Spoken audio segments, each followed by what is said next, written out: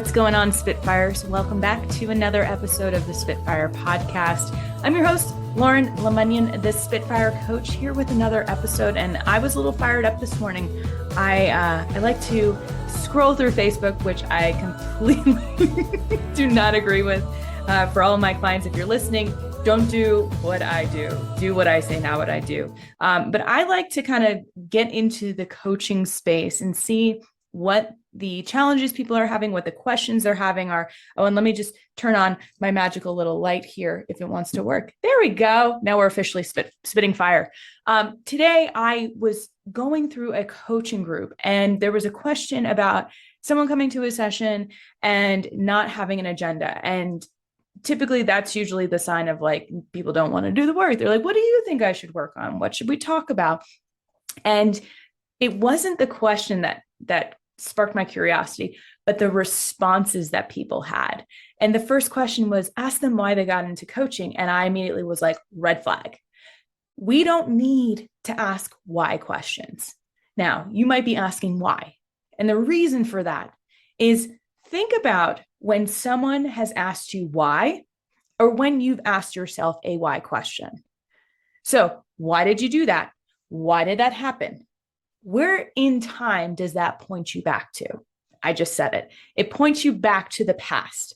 And so what happens is when things don't go our way, when we don't get our intended outcome, we start to build up these stories, these excuses, the rationale, the tolerance about things that don't work for us.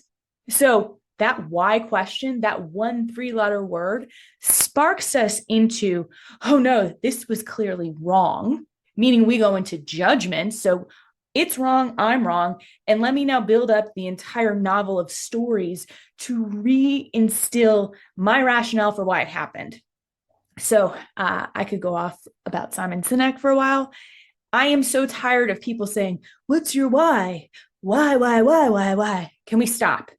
The real question is what? What is most important? What do you want the outcome to be? What do you want to create? And in coaching, we focus on the here and now.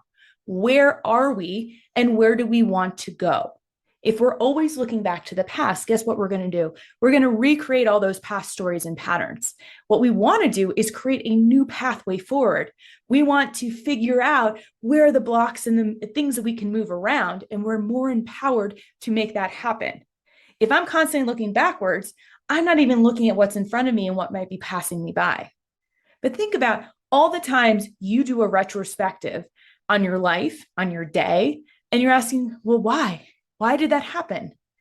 So let's fix that. Let's shift that. What worked really well? What do I want to be different?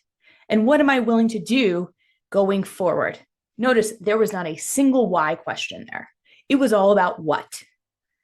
So think about where why has crept in and what the question really is that you need to be asking yourself. So when Simon Sinek says, what's your why? What does that actually mean?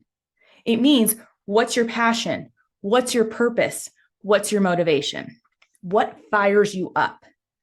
If we're only asking, why did I do this? Or why do I want this? We're not moving forward. We're only recreating belief patterns that have been established in the past. And we're not recognizing all of this new, amazing stuff that's emerging. And in fact, we might be rejecting the new stuff because it's different. And our brain's going, holy crap, this feels like a risk. It feels like a threat. And the reality is, it's exactly what you asked for. You wanted new, you wanted exciting and adventurous. Take it and grab it and process it through your values. Process it through what's most important. How does this line up? Now we're in constant evaluation. We're not looking at, well, why did this happen? Why did I create it? It doesn't matter. Why does not matter. Okay. So if I get anything across to you today in my little morning rant, stop asking why and start asking what. How will emerge later? Who and what? How? Forget your why. When will also emerge? When do you want it to happen? Then you can actually build a plan. But why should not be part of your future planning process. So that's what I got for you today, Lauren's little morning rant. And I hope you all have an awesome, magical week. And I'll be back next week with some more Spitfire episodes. Y'all keep being awesome.